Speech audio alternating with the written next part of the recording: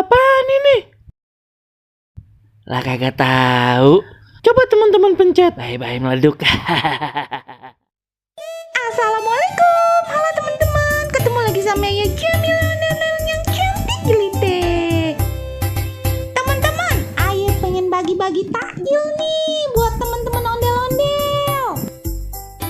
Ayah udah bikin semur jengkol nih kedemenan Ayah. Nyok teman-teman, langsung aja nyok kita bagi-bagi nih ke ondel-ondel.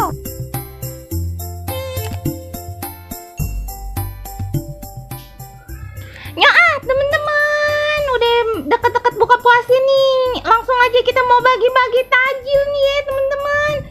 Kita cari ondel-ondel nih mana ya teman-teman. Aja biasanya pada nongkrong nih di mari nih sembari ngabuburit. No dia no. Pak, Ayah punya takjilan po nih semur jengkol ya. Iya. Kakak teriak bau-bau. Ya Allah kagak doyan Pak. Empok aja sini Pak semur jengkol Pak. Kenapa sih kagak bau Pak semur jengkol nih ya. Mau kagak Pak? Nih. Bau. Allah, yang satu lagi dah Pak. Semur jengkol Pak. Nih bakalan takjilan. Nah, ya udah bawa aja. Iya. Allah kagak juga Pak. Ampun dah. Abang Pak, pasti demen nih semur jengkol. Bau banget, Po. Ya Allah, orang kagak bau.